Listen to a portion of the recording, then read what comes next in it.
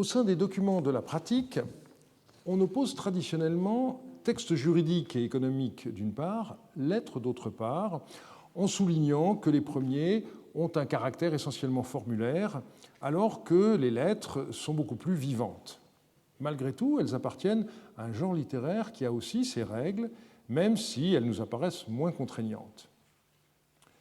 On sait que l'apprentissage du métier de scribe comportait la copie de lettres. Il pouvait s'agir de lettres historiques en langue sumérienne.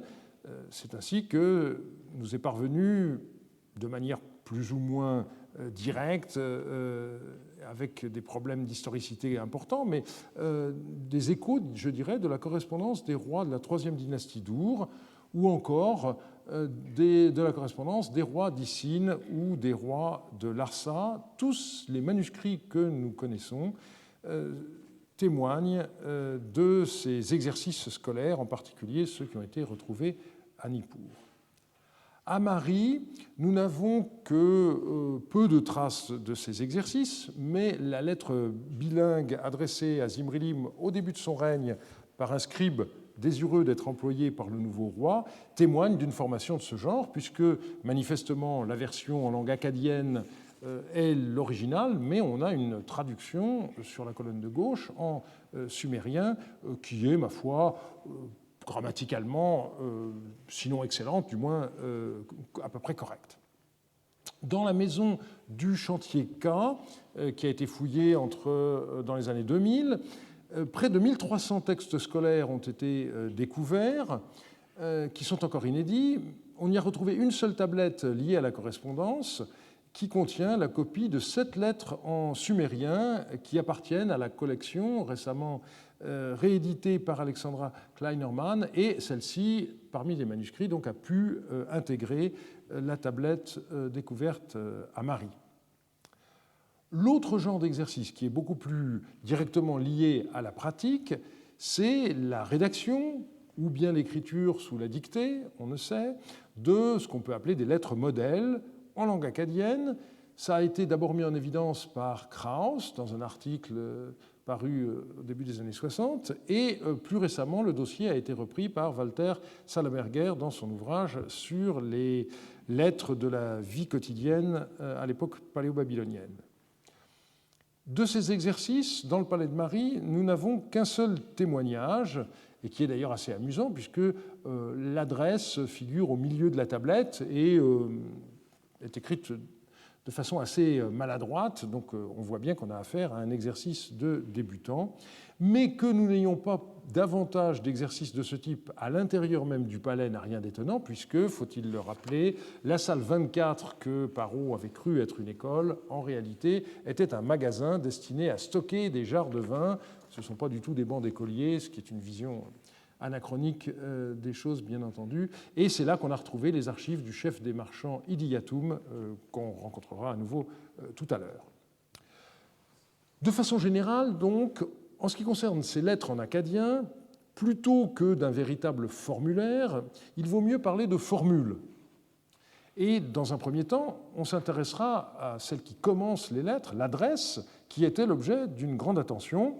On verra ensuite ce qui concerne la suite des lettres, c'est-à-dire les bénédictions, les salutations, le rappel des lettres antérieures, quelques autres règles de rédaction, et pour finir, les indications relatives au lieu et à la date d'expédition de la lettre. Nous allons commencer donc par l'analyse de la structure bipartite des adresses de lettres, et on verra ensuite les règles très précises qui présidaient à la façon dont un correspondant s'adressait au destinataire de sa lettre. La formule initiale d'une lettre paléo-babylonienne trahit sans aucun doute les origines orales de la transmission du message. En effet, les premières lignes ne sont pas adressées au destinataire, mais à l'intermédiaire, à celui qui doit communiquer les nouvelles. AX dit « ainsi parle Y ». L'impératif dit s'adresse au messager, et le consensus consiste à considérer que cette formule garde le souvenir du stade oral des origines. C'est ainsi que Krauss écrivait à propos de la lettre paléo-babylonienne: « Son adresse demeure inchangée pendant toute l'époque paléo-babylonienne et montre clairement qu'elle devait remplacer le message oral originel. » Plus récemment, Piotr Michalowski a supposé que l'impératif pourrait aussi s'adresser au scribe qui lira la lettre au destinataire. Je le cite: « Les diverses formules d'adresse qui se sont développées à travers les siècles ont retenu le mode impératif et suggèrent le scénario d'un scribe écrivant une lettre sur l'ordre d'un client ou de son maître, un messager transportant les lettres à leur destination et le messager ou quelqu'un d'autre lisant la missive à haute voix au destinataire. » Eh bien, nous avons dans les archives de Marie un certain nombre d'exemples qui permettent de clarifier la situation. Il s'agit, pour l'essentiel, de messages qui sont transmis par oral et apparemment sans tablette. Dans la lettre à RM 26-127, on relate comment Belishtikal, qui était le ministre du roi Shahraya, a transmis par oral à Shadum-Shahri, le roi d'Assurinum, un message de son maître. Le texte dit ceci: « Le troisième jour, Belishtikal, le ministre de Shahraya, est arrivé chez Shadum-Shahri, et voici ce qu'il a dit. Ainsi parle Shahraya.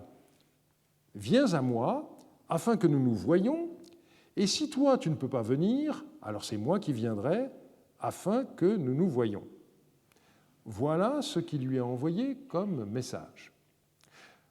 Donc nous voyons que le messager, qui en l'occurrence n'est pas n'importe qui puisque c'est un ministre, débute par la deuxième partie d'une adresse traditionnelle. Ainsi parle Shahraya. S'il s'agissait d'une lettre écrite, on aurait eu comme début « Dit à Shadum-Shahri, ainsi parle Shahraya ». Autrement dit, les lettres étaient tripartites.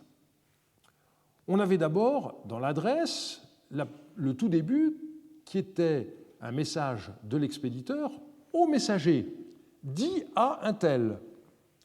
La deuxième moitié de l'adresse, c'est au contraire le messager qui parle au destinataire, ainsi parle Y, et puis le reste, le corps du message, c'est ce que l'expéditeur dit au destinataire. Et là, ça se passe, selon les cas, à la deuxième ou, le plus souvent, à la troisième personne. On aura l'occasion d'y revenir. Et donc on voit que lorsqu'un message était transmis par oral, eh bien, la section 1 était omise et on commençait directement à la section 2. C'est ce que nous confirme la lettre à RM 26-384 qui raconte comment les envoyés du roi Ishme-Dagan auprès de Hammurabi de Babylone s'acquittent de leur mission. On leur a demandé des nouvelles, ils ont ainsi délivré leur rapport. Ainsi parle ton serviteur Ishme-Dagan. Donc on est bien avec la section 2. Et la suite reproduit le message d'Ishme-Dagan à Hammurabi. Je me suis donné du mal, donc c'est dans la bouche du messager, mais c'est le roi Ishme-Dagan qui parle à travers eux. Je me suis donné du mal à cause des difficultés de mon seigneur, lorsque les Élamites étaient en guerre, etc. Maintenant, Zazia le Touroukéen marche vers mon pays et m'a pris 3 ou 4 villes. Il met à mal mon pays. Je t'ai écrit au sujet de troupes, mais tu ne m'as pas donné de troupes alors que tu en as donné par ailleurs.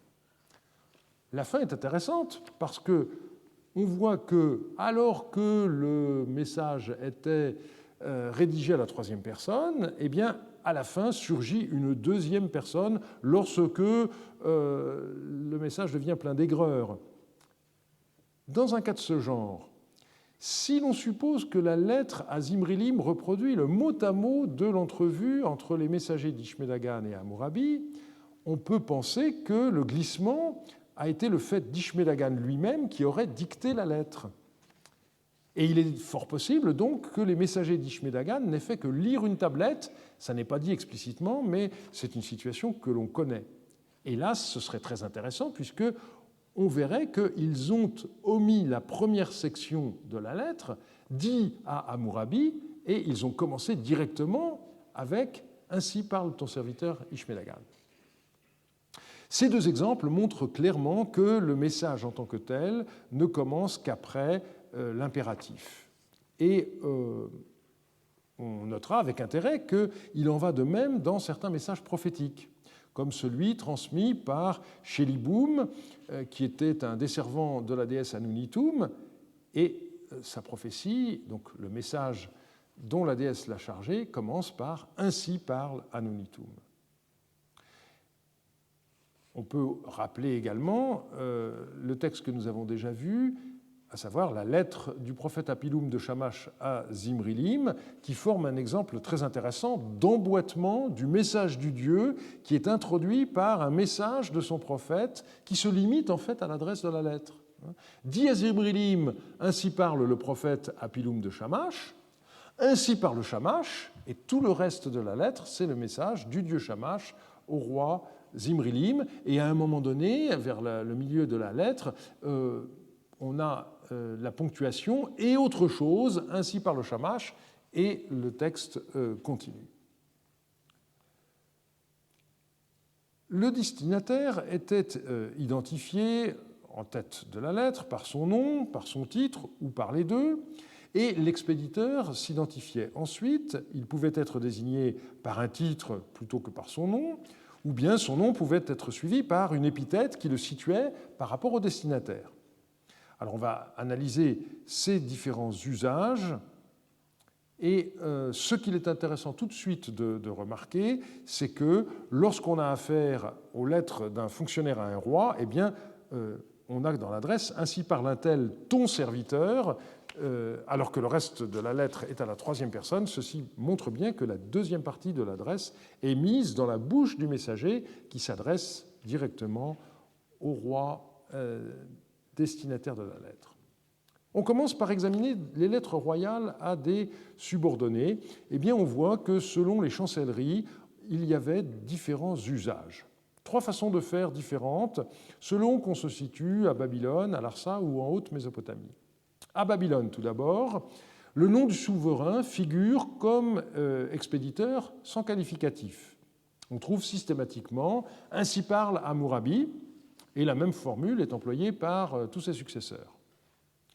À Larsa, on peut trouver de la même manière le nom du roi seul, « Ainsi parle Rimsin », mais le plus souvent, on a la formule « Ainsi parle Rimsin, ton seigneur », ou bien « votre seigneur » lorsque la lettre est adressée à plusieurs personnes. À Mari, en revanche, le nom du roi n'est jamais mentionné. On trouve simplement la formule « Ainsi parle ton seigneur ». Donc au masculin, ou ma belkama, ou au féminin lorsqu'on s'adresse à une femme, ou ma belkima. Et le destinataire savait quel était l'expéditeur grâce à l'empreinte de sceau qui figurait sur l'enveloppe dans laquelle la tablette était enfermée. On reviendra sur ce point. À Shemshara, dans les lettres de Samsiadou adressées au roi local Kouari, on note une façon de faire qui est différente. On peut avoir « Ainsi parle Samsiadou », dans d'autres cas « Ainsi parle le roi », ou encore « Ainsi parle ton seigneur ». Et manifestement, ça n'est pas indifférent parce qu'il y a deux lettres dans lesquelles on peut voir que le nom de Samsiadou avait d'abord été écrit par le scribe et ensuite ça a été effacé et par-dessus on a écrit « Ainsi parle le roi ». Donc il y avait un point d'étiquette, je dirais, qui a conduit à ce changement. La même formule qu'à Mari se retrouve à Eshnouna, où on a plusieurs lettres qui sont formulées comme « Ainsi parle ton Seigneur ». On a par exemple 3 lettres retrouvées à Tel Harmal, et là, pour savoir de quel roi il s'agit, eh bien, ça n'est possible que si on connaît de façon précise la période chronologique pendant laquelle le destinataire était actif, donc on peut supposer quel était le roi, et on ne peut en être sûr que si une enveloppe ou un fragment d'enveloppe a été conservé. Pour les 3 lettres de Tel Harmal, c'est le cas de l'une d'elles. Le plus complexe, c'est le cas des lettres royales adressées à d'autres souverains. Selon sa position hiérarchique, un roi s'adressait à un autre roi en tant que père, en tant que frère, en tant que fils ou en tant que serviteur. On va regarder tout cela. Exemple de relation entre un père et un fils, c'est le roi d'Eluhut qui écrit au roi de Talhayoum en tant que père, dit à Asdinérim, ainsi parle Shukru-Teshub, ton père. En sens inverse, Zimrilim, écrivant à son beau-père le roi d'Alep, emploie une formule d'infériorité en se qualifiant de fils, dit à Yarimlim, ainsi parle Zimrilim, ton fils. Et on connaît une variante dans laquelle le destinataire est non seulement nommé, mais également qualifié de père, dit à mon père Zimrilim, ainsi parle Shadoum Laboua, ton fils. On peut trouver la formule redondante, mais elle est attestée. Deuxième cas de figure, les relations égalitaires entre rois qui se considèrent comme frères. C'est le cas pour Hammurabi de Babylone lorsqu'il écrit au roi de Mari, dis à Zimrilim, ainsi parle Hammurabi, ton frère. Et la formule symétrique est attestée, dis à Hammurabi, ainsi parle Zimrilim, ton frère. Lorsqu'on voulait marquer une infériorité encore plus complète que dans le cas de la relation d'un fils qui s'adresse à son père, eh bien, on pouvait écrire en tant que serviteur. Dis à mon seigneur Zimrilim, ainsi parle Shadoum Laboua, ton serviteur. Ou encore, dis à mon seigneur Zimrilim, ainsi parle Huziri, ton serviteur, etc. Mais cette formule est relativement rare. Le plus souvent, on ne nommait pas le roi auquel on s'adressait. On trouve donc « Dis à mon Seigneur, ainsi parle Rami Epour, ton serviteur ». Et ici, on doit remarquer que si on ne savait pas que Rami Epour était un roi, on ne pourrait pas distinguer ce type de lettre, d'après son adresse, d'une lettre écrite par un fonctionnaire au roi. Quatrième cas de figure, eh bien, les rois ne se qualifient pas l'un par rapport à l'autre. Par exemple, le roi de Shuda Sibkuna-Anu écrit « Dis à Zimrilim, ainsi parle Sibkuna-Adu ». C'est une formule qu'on trouve dans presque toutes les lettres de ce roi à Zimrilim, sauf une où il se définit comme son frère. Autrement dit, on peut penser que le plus souvent, l'absence de qualification signifie qu'on se considère comme égal du roi auquel on s'adresse, même si on ne souligne pas la chose par l'emploi du terme « ton frère ». Ceci, c'est ce que nous relevons, et je n'ai donné bien entendu que quelques exemples dans la correspondance royale. Maintenant se pose la question de la façon dont les gens pouvaient être conscients de ce qu'ils faisaient. On considère en général que la civilisation mésopotamienne est caractérisée par l'absence d'explicitation des règles sous-jacentes.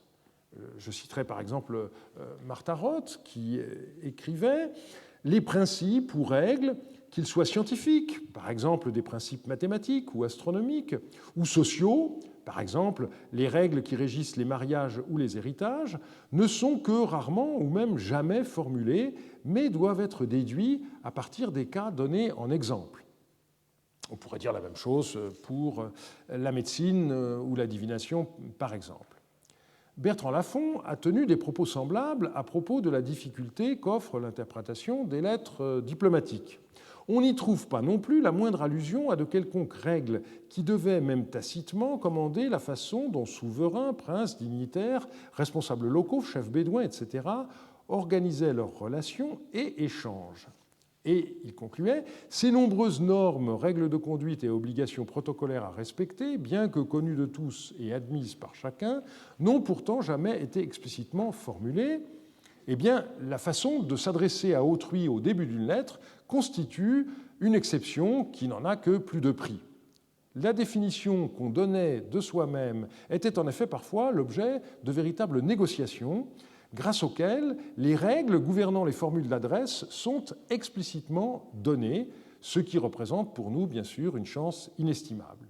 C'est ainsi que le roi des Kalatoum, Ishme-Dagan, avait chargé ses envoyés de dire à Hammurabi de Babylone « Zimrilim, à qui tu me fais écrire en tant que fils, donc que tu me fais reconnaître comme m'étant supérieur, cet homme n'est-il pas mon serviteur? Il ne demeure pas sur un trône élevé, je n'ai donc pas écrit de salutation élevée. » Et Hammurabi répliqua de façon assez verte aux envoyés d'Ishme-Dagan « J'ai écrit à Ishme-Dagan en ces termes, au roi qui m'écrive en tant que fils, toi, écris-leur en tant que frère. À Zimrilim qui m'écrit en tant que frère, toi, écris-lui autant que fils. Ce que je lui ai écrit est-il mauvais? Autrement dit, on a ici des relations qui sont de type transitif. Mais ces qualificatifs n'étaient pas figés pour toujours et on pouvait mettre à profit les événements politiques pour se hausser dans la hiérarchie des rois. C'est ce que Samsi-Adou avait fait à un moment donné à l'égard du souverain d'Eshnouna. Et on a cet événement qui est rapporté dans une lettre postérieure. Dans tous ses messages à Hammurabi, Ishme-Dagan s'adresse à lui en tant que serviteur. Ce fut l'attitude de son père. Primitivement, son père, donc Samsi-Adou, écrivait constamment au roi d'Eshnouna en tant que serviteur. Puis, une fois qu'il eut repris tout le pays suite aux ennuis du roi d'Eshnouna, il lui écrivit en tant que frère.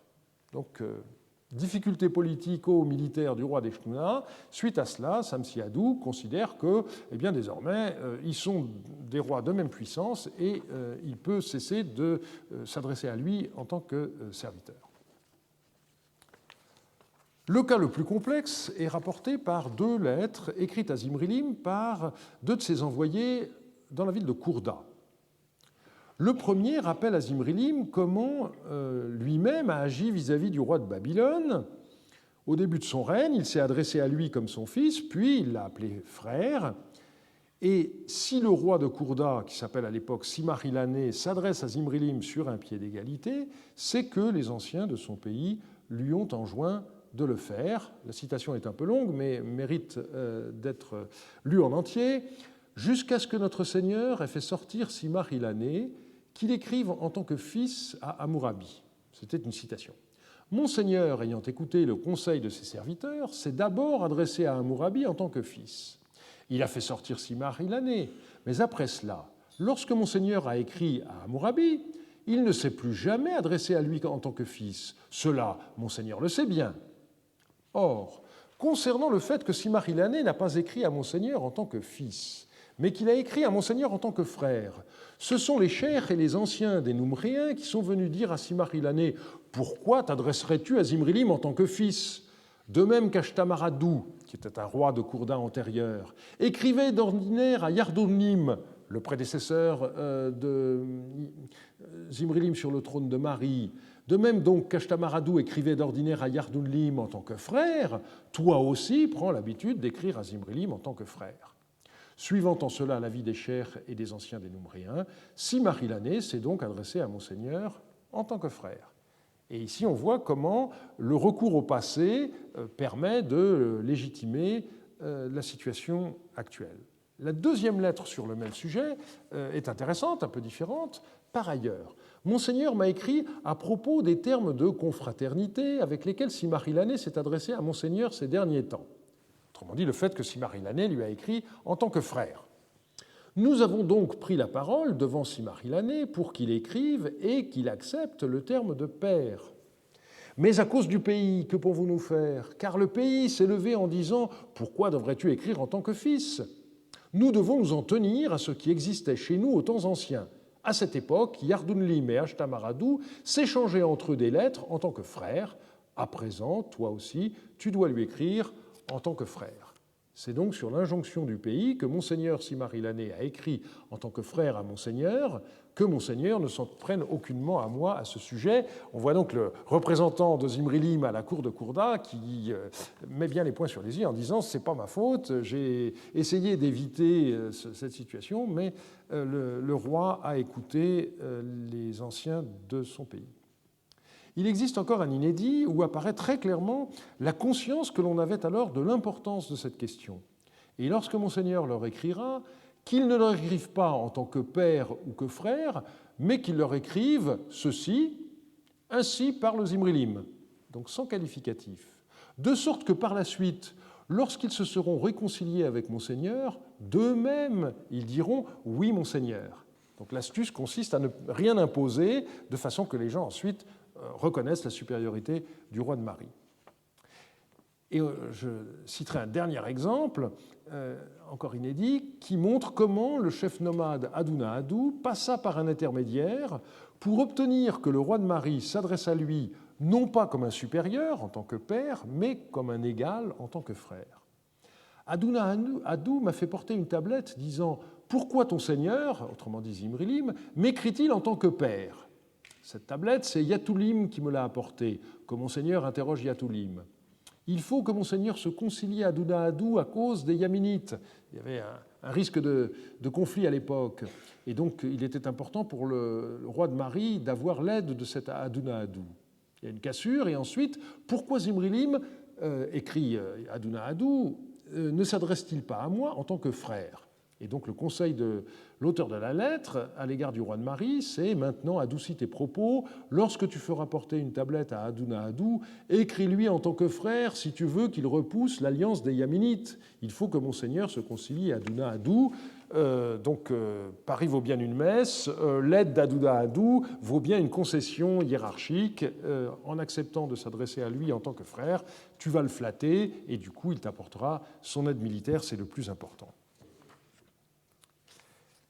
Un dernier cas est très amusant. On voit des messagers du roi Atamroum qui arrivent à Babylone et qui ne savent pas comment situer leur maître par rapport à Hammurabi. Les messagers d'Atamroum sont arrivés et en remettant leur rapport, ils dirent une première fois « Ainsi parle Atamroum, ton serviteur ».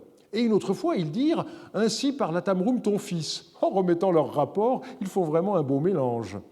Manifestement, le message était oral et non écrit, mais la moquerie du représentant du roi de Mari, qui a assisté à la scène, souligne l'importance que revêtait le choix d'un qualificatif, et ensuite il fallait bien entendu s'y tenir.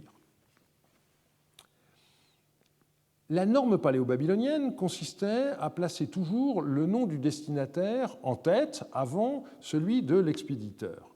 Et donc, on ignorait la subtilité de la correspondance paléo-assyrienne où l'expéditeur pouvait placer son nom avant celui du destinataire s'il considérait que la personne à laquelle il s'adressait était d'un rang inférieur.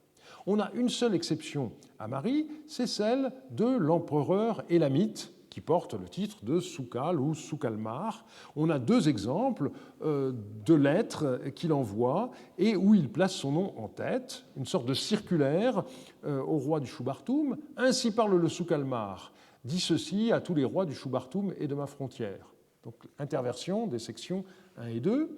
Et on a un deuxième texte dans lequel il y a la citation d'une lettre qui est lue, et on a ainsi parle le Soukal à Hammurabi. Donc là encore, on aurait attendu à Hammurabi en tête et sa figure après. Et ceci était la façon normale de faire dans la chancellerie élamite, comme le montrent plusieurs lettres inédites découvertes à Suse et dont j'ai parlé dans un article il y a quelques années. Passons maintenant aux lettres de la famille royale. Lorsque les mères ou les épouses écrivent au roi, elles écrivent « Ainsi parle », et elles mettent leur nom, « ta servante ». Lorsqu'il s'agit de filles, là, on a une assez grande variété de formules. On utilise séparément ou ensemble les termes de père, de seigneur, d'étoile et même, exceptionnellement, le terme de soleil. C'est ainsi que Kirou, une des filles de Zimrilim, écrit à son père « À l'étoile, mon père et mon seigneur, dit ceci, ainsi parle Kirou, ta fille. »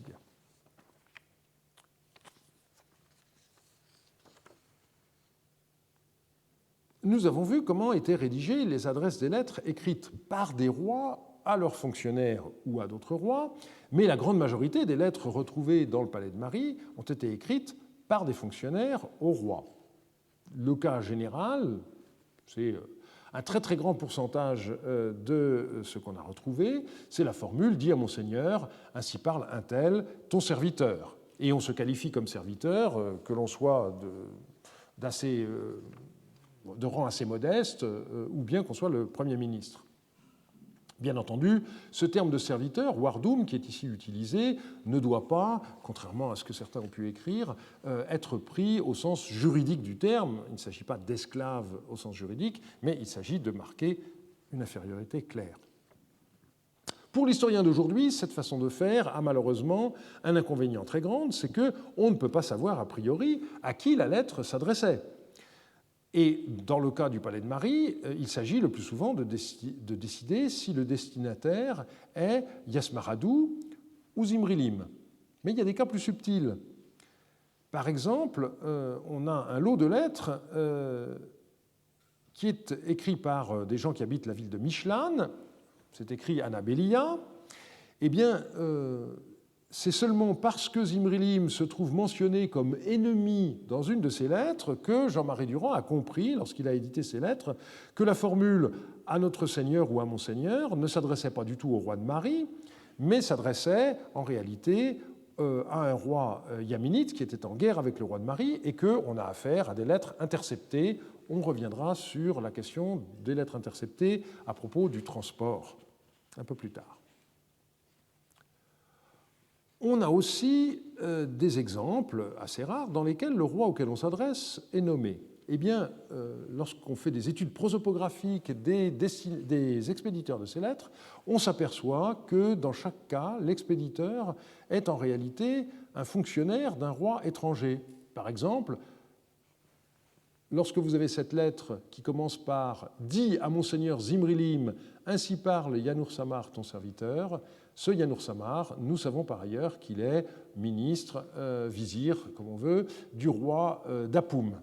Et donc, cette formule, dans laquelle on ne dit pas « Dis à Monseigneur », mais on ajoute le nom du roi, c'est une formule qui était utilisée lorsque les expéditeurs n'étaient pas directement des serviteurs du roi auquel ils s'adressaient. On a beaucoup d'exemples, et je terminerai par celui-ci, où ce sont les anciens de la ville d'Ourkish qui écrivent au roi de Marie « Dis à notre Seigneur Zimrilim, ainsi parlent les anciens d'Ourkish, tes serviteurs ».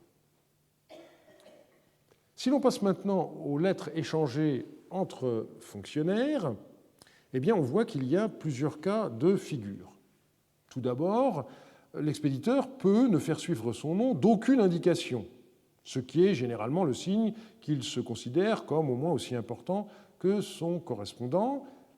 Par exemple, lorsque le ministre Abdou Malik écrit au secrétaire du roi Zimrilim, il lui écrit de la manière suivante « Dis à Shounour Haralou, ainsi parle Abdou Malik ». Nous dirions point, mais il n'y a pas de ponctuation en cunéiforme. L'absence de qualificatif montre qu'on passe à autre chose. Les fonctionnaires qui s'écrivaient sur un pied d'égalité pouvaient s'adresser les uns aux autres en tant que frères, de la même manière que le font les rois de même statut. Par exemple, dis à Abdou Malik, ainsi parle ton frère Tzidkoum Lanassi. Ce Tzidkoum Lanassi, il était le ministre du roi de Carchemish, alors que Abdou Malik était le ministre du roi de Marie. Les deux rois sont de même importance, leurs deux ministres traitent également sur un pied d'égalité. Il pouvait enfin y avoir des lettres écrites par des inférieurs à un supérieur qui n'était pas le roi, comme dans cette lettre. Dis à Askoudoum, il s'agit du fameux devin, ainsi parle Baliadou, ton serviteur. Reste une dernière formule qui n'est jamais utilisée par les rois, mais qu'on trouve assez fréquemment employée par les fonctionnaires, et qui est la suivante, ainsi parle un tel, ton ami, Raïmka. Donc là, notre difficulté est de savoir comment situer cette façon de faire, Raïmka, par rapport au cas où on dit ton frère. On on peut un peu hésiter sur la nuance que cette formule pouvait convoyer. Il faut terminer par évoquer les cas, qui ne sont pas nombreux, mais qui existent malgré tout, des lettres sans adresse. On peut relever par exemple dans ARM 26-229 un récit de rêve qui se présente donc comme une sorte de lettre, mais qui n'est pas pourvu d'adresse. On a aussi les textes qu'on peut appeler des mandements, que la littérature assyriologique appelle les letter orders. On en a quelques exemples à Marie. Donne pour la ration du roi 1 litre d'huile filtrée. Et sur le même document, on a le sceau de la personne qui envoie cette lettre sans adresse à Doudouri, servante de Khadnir Adou. Donc on voit que c'est la reine-mère qui a envoyé cet ordre. Et on a quelquefois des lettres un peu plus complexes. Par exemple, ce document que je cite in extenso, Kahimaratz, homme de Douryardoulim, et Ilab Tariq, homme de Sagaratoum, deux devins du district de Sagaratoum, me rejoignent rapidement pour prêter le serment par le dieu. Et cette tablette n'a pas d'empreinte de sceau, donc on ne sait pas qui a écrit cette lettre. Elle a pu circuler avec une enveloppe pourvue d'une adresse et avec l'empreinte de sceau de l'expéditeur, mais ceci ne nous est pas parvenu. Je passe maintenant au corps des lettres. On va voir d'abord les formules de bénédiction, puis de salutation. On soulignera le fait que fréquemment, on a des rappels de courrier antérieurs. On examinera quelques autres règles de rédaction et on finira par la question des mentions de lieu et de date d'expédition d'une lettre. Les bénédictions sont fréquentes, presque de règle, dans la correspondance entre particuliers, mais exceptionnelles dans la correspondance royale. Les lettres royales, en principe, ne comportent jamais de bénédiction, qu'il s'agisse du roi s'adressant à un de ses fonctionnaires ou à un autre roi, ou de lettres adressées au roi. On a, comme toujours, quelques exceptions. Par exemple, dans cette lettre découverte à Tel Leilan, « Dis à mon père Tilabnou, ainsi parle Raya Aboum, ton fils, qu'Adou et Ascour fassent vivre mon père pour toujours. » On a une lettre tout à fait exceptionnelle à cet égard qui contient une bénédiction atypique du devin Ibalpiel adressée au roi Yasmaradou, que Dagan et Adou, dieu de sa tête, nomment Monseigneur à une royauté très longue. Et ensuite, une formule de salutation, je vais bien. Les plus belles bénédictions sont celles qu'on trouve dans les lettres du chef de musique Richia, qui ont été publiées et commentées par Nello Ziegler dans Florilegium Marianum 9.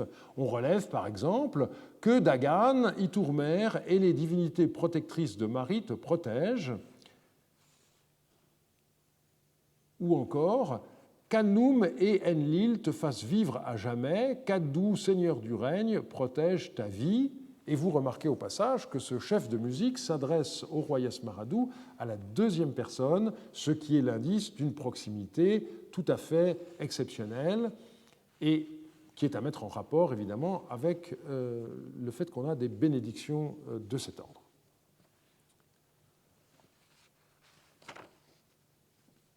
Dans les lettres adressées à d'autres personnes que des rois, on peut avoir des bénédictions assez classiques, comme dans cette lettre d'une femme qui s'appelle Tarish Ratou, que Shamash et Ishtar te fassent vivre pour toujours, par égard pour moi.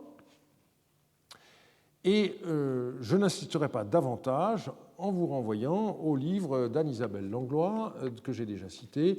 Au début du tome 2, il y a plusieurs pages qui sont consacrées à cette question des bénédictions, puisqu'on en a beaucoup plus dans le corpus de Tel Rima, où les lettres royales sont beaucoup moins nombreuses que dans le corpus Mariotte.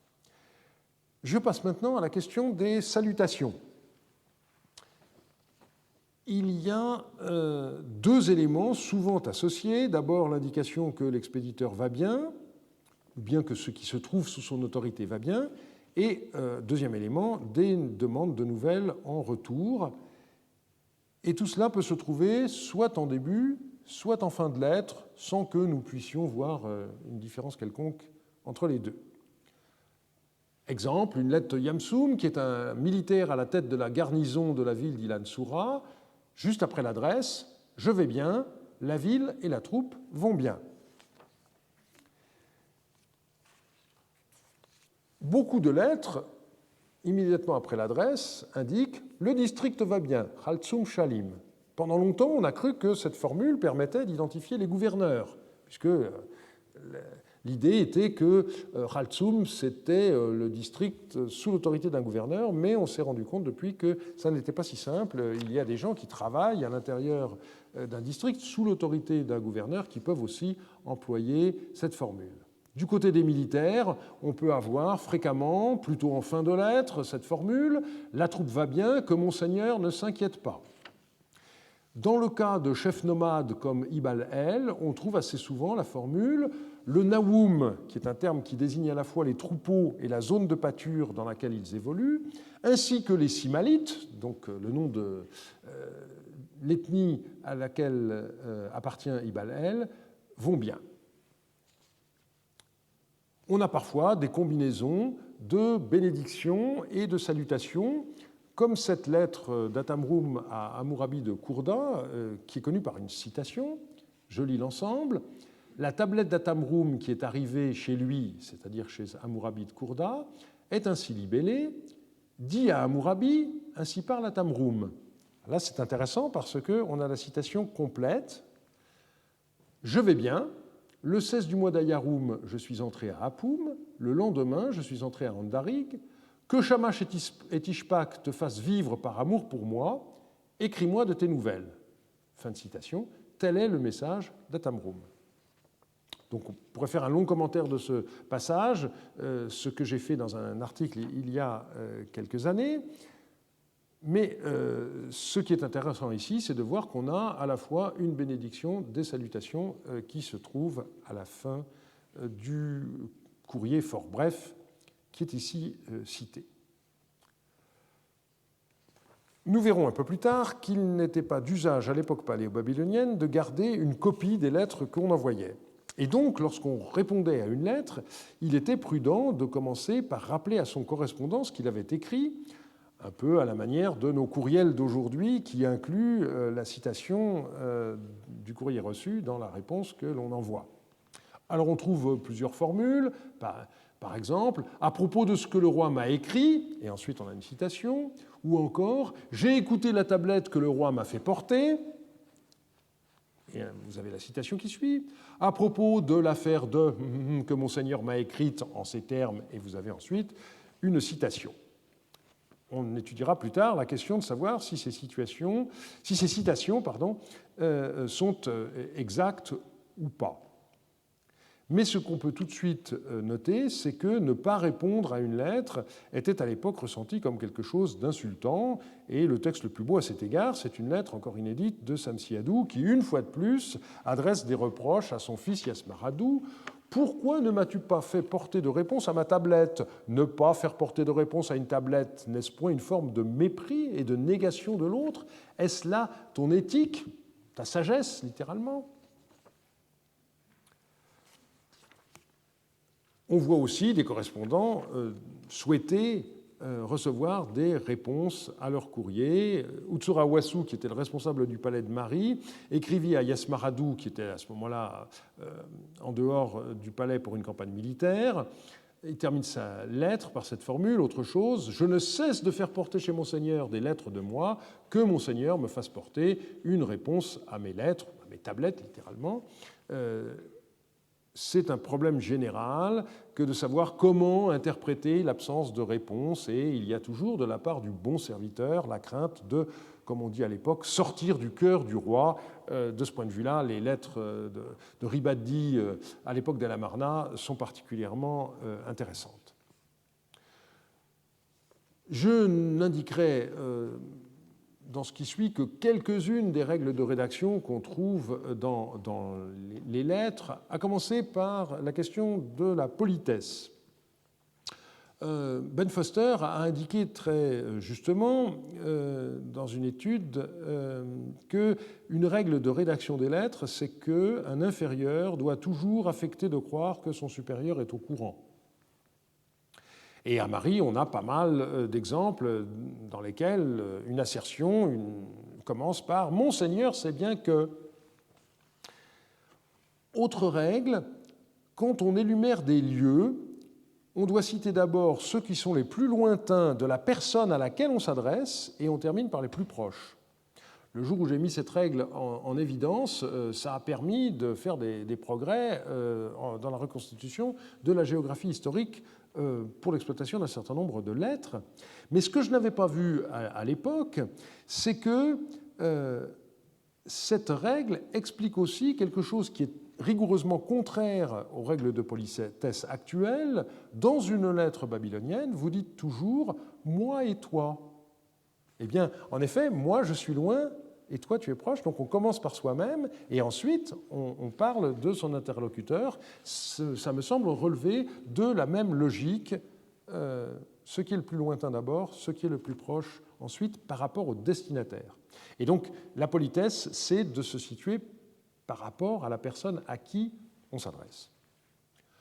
Il y a des règles aussi pour les transitions d'un sujet à un autre, pour une raison très simple, c'est qu'on a affaire à un système graphique dans lequel la mise en page est minimale, pas de retour ligne avec un espace pour introduire un nouveau paragraphe, et par conséquent, il faut que ces transitions soient formulées, d'autant plus que la plupart des lettres, on l'a vu, étaient quand même lues à voix haute à leur destinataire. D'où ce terme de shanitam, autre chose, qui ponctue les lettres régulièrement, mais qui, curieusement pour nous d'ailleurs, n'introduit pas forcément toujours un autre sujet. Ça peut être une façon simplement de ponctuer pour diviser en paragraphes, encore une fois, quelque chose d'un peu complexe.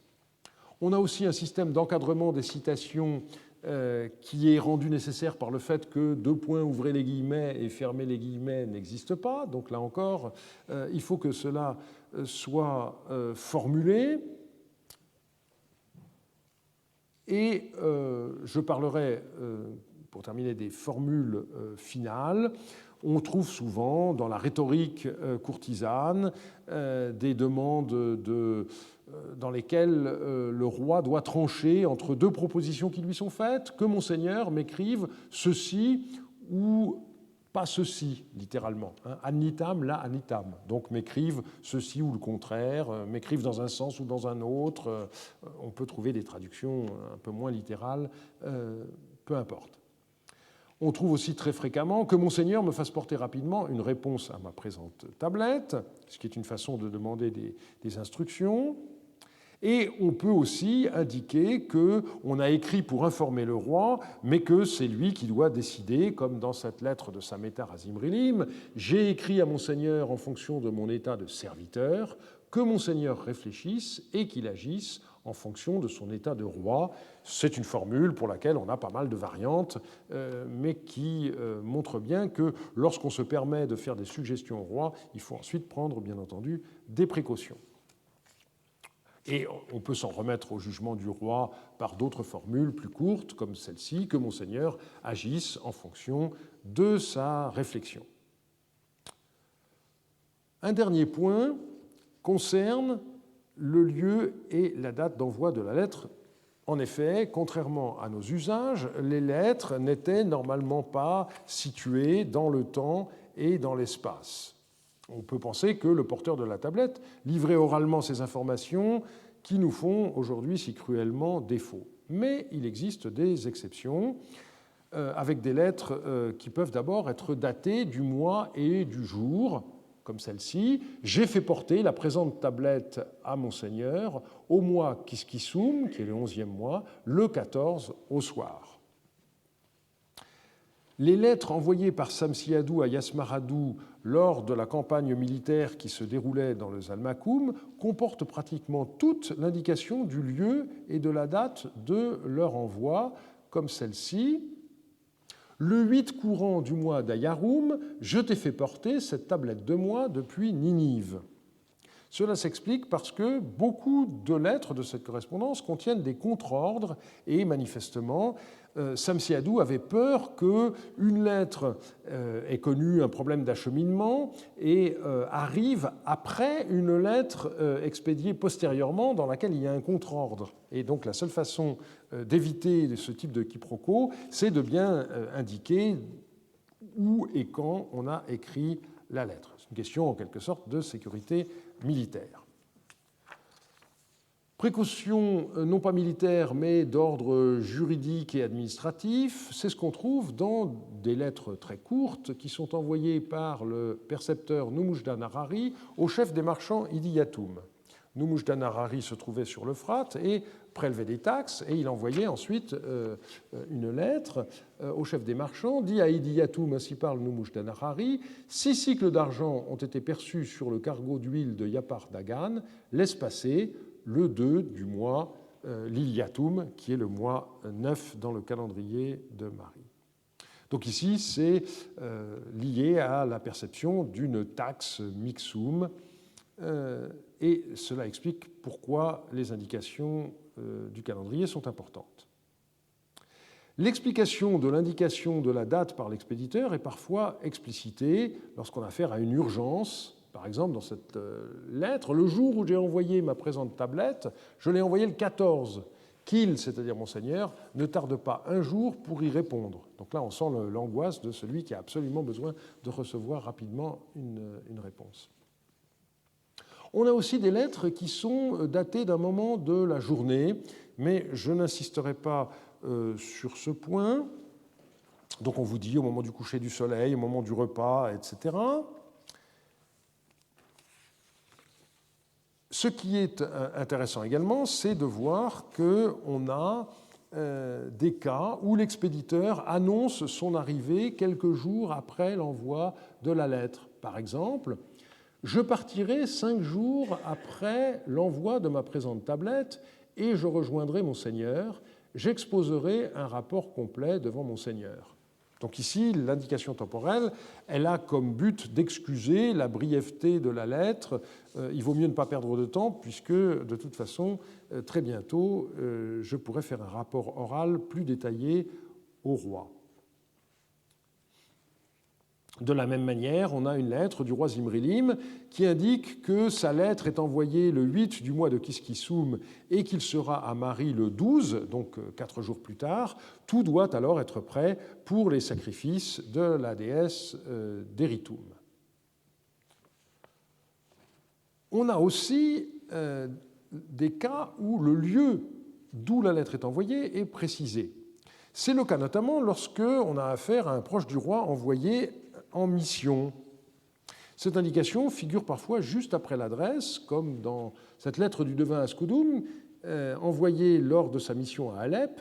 J'ai fait porter à Monseigneur ma présente tablette depuis Imar. Ça permet au roi de savoir où on est à Skoudoum dans son trajet depuis Marie jusqu'à Alep. Cas identique avec cette lettre de Sumuradou qui a été écrite alors que Sumuradou escortait la nouvelle reine Shiptou, dans le sens contraire, depuis Alep jusqu'à Marie. J'ai fait porter ma présente tablette à Monseigneur depuis Dour Yardunlim. Et parfois, cette indication ne figure pas après l'adresse, comme ici, mais au contraire en fin de lettre, comme dans cette missive d'Askoudoum à Zimrilim, j'ai été fait porter ma présente tablette depuis Zallouhoum. Et vous remarquez ici que Askoudoum est passé à la 2e personne, alors que tout ce qui précède, que je n'ai pas cité, est à la 3e personne, donc il y a une tonalité plus personnelle qui apparaît ici. On a parfois des formules mixtes.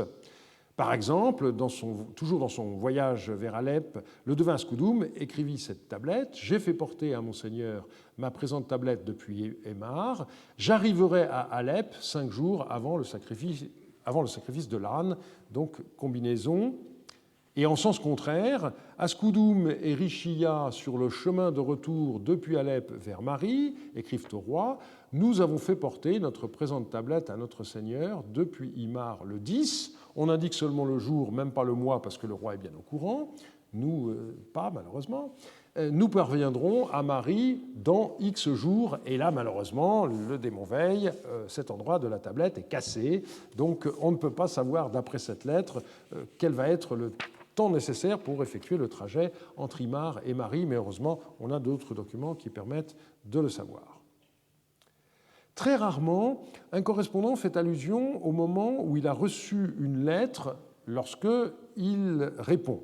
Mais on a quand même des cas de ce genre. Par exemple, Zimrilim écrit à Askoudoum, alors que celui-ci est en mission à Katna, « Le mois de Kinunum s'achevait lorsqu'est arrivée ta missive que tu m'as envoyée. » Parfois, on indique la date de réception de la lettre, non pas avec le mois et le jour, mais en fonction du moment de la journée, comme on l'a vu tout à l'heure à propos des dates d'envoi. C'est le cas dans cette lettre de Moukanishum, alors que Zimrilim est en campagne. Il ne faudrait pas que Monseigneur dise « Moukanishum a été négligent envers ses lances. Lorsque la tablette de Monseigneur m'est arrivée, c'était la nuit. Les verrous du palais étaient mis et je n'ai pas pu faire sortir ses lances. » Il s'agit ici pour Moukanishum de se justifier. Mais la lettre a ceci de très intéressant, qu'elle confirme ce qu'a écrit Néle Ziegler à propos du palais. Dans le palais, il y a essentiellement les femmes, et contrairement à ce que quelqu'un comme Parot croyait, l'intendant Moukanishum ne vivait pas dans le palais, il vivait à l'extérieur, et c'est pourquoi, recevant cette lettre du roi qui lui dit d'envoyer des lances, les lances, elles sont stockées dans un magasin du palais, et donc il ne peut pas rentrer dans le palais, il ne peut pas répondre. Pour conclure, on sait qu'il existait des sortes de manuels dans les écoles, les edouba, pour rédiger les textes juridiques, les contrats.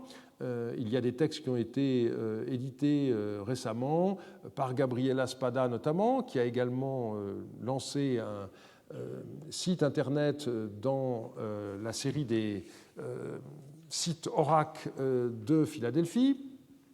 Il y a un livre dû à Walter Bodin dans lequel beaucoup de ce qu'on appelle modèles de contrat de l'université de Yale ont été publiés, mais il faut bien dire qu'en ce qui concerne les lettres, ça n'est pas le cas. De nos jours, les manuels pour aider à la rédaction de lettres pullulent. Celui-ci s'appelle dictionnaire, mais quand vous voyez le nom de l'éditeur, vous comprenez pourquoi. C'est en réalité non pas un dictionnaire, mais un manuel. C'est un genre qui a une grande antiquité. Au XVIIe siècle, par exemple, il y avait cet ouvrage, Le secrétaire à la mode de Jean Puget de la Serre, qui a eu un très grand succès. Dans la Mésopotamie paléo-babylonienne, malheureusement, il n'a rien existé de tel. On trouve seulement des exercices qui permettent de voir que c'est par la pratique que les scribes étaient formés. Quoi qu'il en soit, nous avons vu aujourd'hui suffisamment d'éléments pour être certains que des règles très strictes concernaient non seulement la manière dont on s'adressait à son correspondant, mais la façon même dont les lettres étaient rédigées. Je vous remercie de votre attention.